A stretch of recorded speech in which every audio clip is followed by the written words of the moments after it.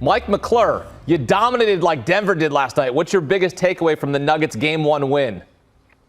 Altitude matters. Rest matters. That's exactly what we saw in the first game. But really what we're looking at here is you don't see this in the NBA. No other team has the ability to run their offense through a center like Nikola Jokic. It is incredibly difficult to adjust for it. It makes a big emphasis on away from the ball defense. We saw it a ton here. It's why Miami was so tired in the altitude coming off of that long 7-game series. I think they have a little more time to adjust here. But overall, you look at some of the shooting performances, most notably from Michael Porter Jr. The guy drastically underperformed. The Nuggets still left a lot on the table in that game, in my opinion, here. So I think it's a very interesting matchup going forward. But I think the Miami Heat are at a big disadvantage playing on the road. Denver improves to 9-0 at home in the postseason, and Game 1 goes under the total of 218.5, cashes easily. Game 2, it sits at 215. Is this enough of an adjustment? Are you playing the under again in Game 2? Yeah, I'll go under again here in Game 2. I think it's much closer here, though. I have the number at 213. I do think that we've seen enough attention made about Miami only getting to the line for 2 attempts here. A lot of that was their style of play, but I do certainly think that some of that evens out just a little bit here because of how much attention this is getting overall. I think the line is a lot more efficient in this spot, but yes, still going to lean under across the board. These teams were bottom third teams in the NBA in terms of pace of play. Very similar defensive rating. We keep thinking that Miami's such a great defensive team. When you look at Denver, they rate nearly identically defensively here. Just a lot of adjustments need to be made on the Miami side. I think that happens in Game 3 back in Miami. Another big topic is Jimmy Butler. His points prop closed at 27.5. He finished with 13 points in Game 1, his playoff low this postseason. His prop for Game 2 is 25.5, juice to the under. Mike, is this something you make an adjustment? Is it appropriate? Would you go under again on this prop? I'm still under on it. Again, it's much like the total for the game. It's a lot closer at this point. I have Jimmy Butler projected for 24 points in Game 2. When you look, though, Aaron Gordon as the primary defender on Jimmy Butler has been fantastic, and it's not just right now. When you look at what they've done in their careers against one another, Jimmy Butler scoring almost 6.5 points per 100 possessions less when Aaron Gordon is the primary defender versus any other defender Jimmy Butler has ever faced in his career. We saw Aaron Gordon be effective as you can be against LeBron James and Kevin Durant already in these playoffs. And when we look at what Denver did defensively, I think it took Miami a while to figure out that, hey, Bam Adebayo's getting every single shot attempt. That was by design on the Denver side. I think we see a lot more of that. So, yes, under on Jimmy Butler again until they set this line at 23.5. Spread for Game 2 similar to Game 1, 8.5. You and I both laid the 9 and ended up being a little closer than we would have liked. It was an 11-point win. Do you think the line is just right for Game 2? And what's the bet we should make right now ahead of Sunday's Game 2?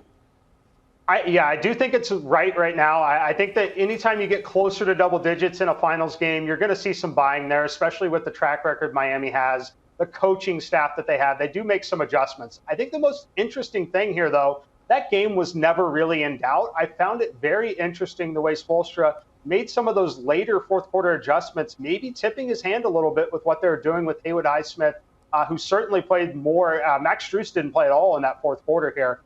So while I get that you never want to give up and have that mentality, I think it was a little questionable to kind of show that in a game that you essentially had less than a 1% chance of winning at that point. So I'm still on the Nuggets here. Make the number up to 10.5. The market's certainly not going to get it there. But I think Jokic, he didn't have to score. Michael Porter Jr. drastically underperformed in terms of shooting efficiency. I think the Nuggets run away with this one again. Yeah, I think their offense was great in the first half, Denver's, and then it kind of got lazy in the fourth quarter, which allowed Miami to get back into it. I still, as you mentioned, Haywood Highsmith, I still don't think, try to put him on Jokic. I don't think it's going to be the answer. They still going to have to guard all 5 on Jokic because, look, he didn't even attempt that many shots and he had a triple-double. He gets to the free throw line, he dishes out assists. He's a machine, and Denver dominates in Game 1, looking to take a 2-0 series lead at home when Game 2 tips off on Sunday night. Mike McClure here on Sportsline setting it up for us. are down 0-1 in a series. Remember, they won every game one on the road so far. As much as their loss may not have really surprised that many people, what was a surprise was the lack of offense by Jimmy Butler and company. The Eastern Conference Finals MVP only scored 13 points. The team was just 13 of 39 from three. They had trouble stopping all the Nuggets. So how confident are you that the Heat can still win this thing? We're asking you. We're also asking First Take, starting with Kendrick Perkins. I still feel confident in the Miami Heat team. I'm not going to overreact from this game one, although the Nuggets did play well. But like Jimmy Butler said, they're going to make adjustments. I feel like Eric Spoelstra, the best coach in basketball, I got the utmost trust in him when it comes down to putting his guys in position to be successful. You know what, Perk? I just want to say this. I have no evidence. I have no proof of this whatsoever. It's just sheer speculation. I think this is the first time that I've looked at you and I've seen, and I said to myself, he is lying to the American public. There is no way in hell that he can believe that there is nothing to be concerned about with the Miami Heat. I mean, Max Strus, he was just awful. Caleb Martin was awful. I don't expect that to continue because you can't get much worse than what we've seen from them. But when you look at the greatness of Jokic, when you look at Jamal Murray, when you look at Aaron Gordon bully his way to 12 first quarter points, and you everywhere you turned, there was just a size mismatch. I just looked at Miami and I was like, my God, they just look so small. Well, first of all, let me enlighten you on something. I have no reason to lie to the American people, okay? I done been to 5 NBA Finals, started in 3 of them. So lying to the American people is not what I do. Now, I'm speaking from experience. And when I just sit up here and told you that Eric Spoelstra is going to make adjustments, I believe he will. The size disparity that you guys brought up, it was on full display in that first quarter. Every time that Aaron Gordon got a switch, he absolutely punished it. The Denver Nuggets shot 8 for 27 from 3. Michael Porter Jr., their best three-point shooter, was 2 for 11 and had a lot of good looks. Let's not act like the Denver Nuggets played their best basketball game. There's a lot to be concerned about if you're the Miami Heat. I think that, as we say in the sport of boxing, matchups make fights and stuff like that.